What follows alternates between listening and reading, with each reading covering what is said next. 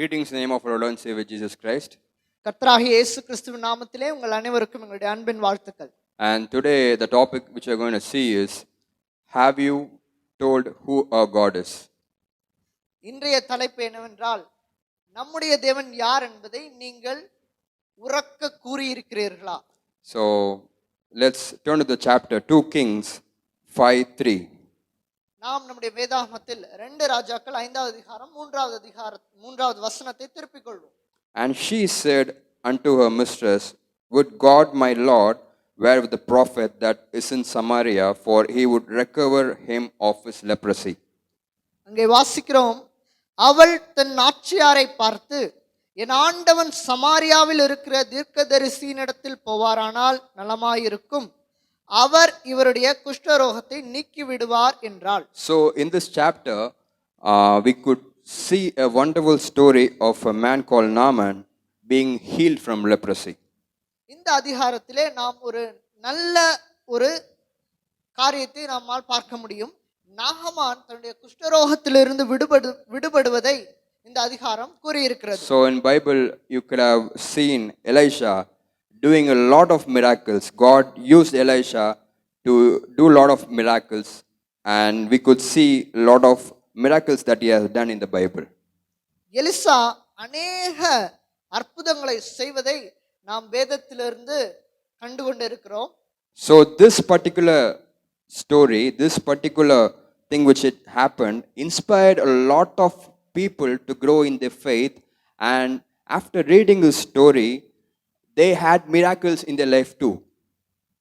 இந்த ஒரு பகுதி அநேகருடைய வாழ்க்கையிலே மிகப்பெரிய அற்புதங்களை செய்திருக்கிறது. இதை வாசித்ததற்கு பின்பதாக அநேக விசுவாசிகளுடைய வாழ்க்கையானது மாறுபட்டு இருக்கிறது. அவர்கள் வாழ்க்கையிலே பல அற்புதங்களை அவர்கள் சந்தித்திருக்கிறார்கள்.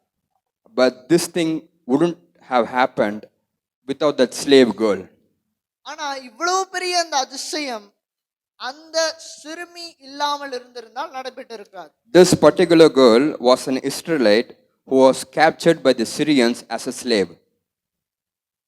இந்த காரியத்தை சொன்ன அந்த சின்ன பொண்ணு ஒரு அடிமையாக சிரியர்களால் பிடிக்கப்பட்ட ஒரு சின்ன குழந்தை. She could have had that grudge and bitterness over his master, and she could have loved to see his master die. அந்த பெண்ணை அடிமையா பிடிச்சிட்டு வந்திருக்காங்க. அதனால அந்த பெண்ணுக்குள்ள ஒரு கசப்பு இருந்திருக்கும், ஒரு இறுக்கம் இருந்திருக்கும். எப்படியாவது அந்த நாகமான் இறந்து போயிருந்தா அந்த பெண்ணுக்கு சந்தோஷம் இருந்திருக்கலாம். அப்படியான சூழ்நிலைகள் இருந்திருக்கலாம். She could have felt sad about herself, and she would have really wanted her master to die because it was her master, and to him she was working as a slave. ரொம்ப இறுக்கமும் கசப்பும் அந்த பெண்ணுக்குள்ள இருந்திருக்கலாம். ஏன்னா அந்த நாகமான் இடத்தில் அடிமையாக அந்த பெண் வேலை செய்து கொண்டிருக்கிறார். But instead she showed compassion, she showed love to her master.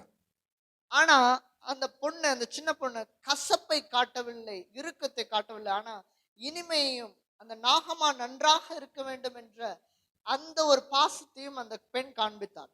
So that's how she was able to say to Naaman about Elisha the prophet. அப்படித்தான் அந்த அன்பின் காரணமாகத்தான் அந்த பெண் எலிசாவை குறித்து நாகமானிடத்தில் கூறுகிறார். So it is very important that we share about our God with our neighbors. Let it be who is around your house, let it be the enemies. Whenever they are in trouble, we should have the compassion to say about our God to others. ஆகையால் நம்முடைய கடமை என்னவென்றால், நம்முடைய தேவன் யார் என்பதை நம்முடைய சுற்றத்தார்களுக்கு, நம்முடைய நண்பர்களுக்கு, நம்முடைய எதிரிகளுக்கு அவர்கள் தேவைப்படும் நேரத்தில் அதை நாம் என்ன செய்ய வேண்டும் என்றால் கூற வேண்டும். நம்முடைய தேவன் யார் என்பதை நாம் அறிவிக்க வேண்டும். It is our responsibility to say about our God, to deliver the other people. Let it be even your enemy, when they are into a particular problem or any other circumstance, it is a responsibility to say about our God to deliver from their problems. நம்முடைய எதிரியாக இருந்தால் கூட அவர்களும் விடுதலை பெற வேண்டும். அதற்காக நாம் என்ன செய்ய வேண்டும் என்றால், நம்முடைய தேவன் யார் என்பதை அவர்களுக்கும் நாம் சொல்ல வேண்டும். So who know, maybe the next person who is working with you you may share the word of God with them, and maybe God could use him as one of the mightiest evangelists or minister of God in the future. யாருக்கு தெரியும், ஒருவேளை உங்களுக்கு பக்கத்துல உட்கார்ந்து வேலை செய்து கொண்டு இருக்கிற உங்களுடைய சக ஊழியக்காரராக இருக்கலாம், வேலை செய்கிறவர்களாக இருக்கலாம். அவருக்கு நீங்கள் தேவனை பற்றி கூறும் பொழுது பிற்காலத்தில் அவர் ஒரு வல்லமையான ஊழியக்காரனாக மாறவும் கூடும். So it was Andrew who brought Peter to Jesus. அந்திரேயா தான் பேதுருவை இயேசு கிறிஸ்துவினிடத்தில் அழைத்து வருகிறார். So Peter went on to become one of the famous disciples of Jesus. பேதுரு அங்கிருந்து தேவனுடைய அப்போஸ்தலர்களில் மிகவும் பிரசித்தமானவராக மாறுகிறார். So without Andrew, Peter wouldn't have been able to be as one of the famous disciples. So I'm very sure that Andrew would have reaped the benefits for the ministry which was did by Peter. நாங்கள் நிச்சயமாக சொல்கிறோம், பேதுருவை அழைத்து வந்ததற்காக அதன் பலனை நிச்சயமாக அந்திரேயா அறுவடை செய்வார். Because God knew that without Andrew, it would not have been possible for Peter to enter into Jesus' ministry. ஏனென்றால் தேவனுக்கு நன்றாக தெரியும், அந்திரேயா இல்லை என்றால் ஒரு பேதுரு இல்லை என்று. So today you may be a believer who's working in any other company or whatever it is maybe. இன்று நீங்கள் ஒரு விசுவாசியாக உங்கள் அலுவலகங்களிலே வேலை செய்து கொண்டிருக்கலாம், எங்கு வேண்டுமானாலும் வேலை செய்து கொண்டிருக்கலாம். There may be a person who's next to him, there might be a person who's a competitor for you, or let it be even your enemy.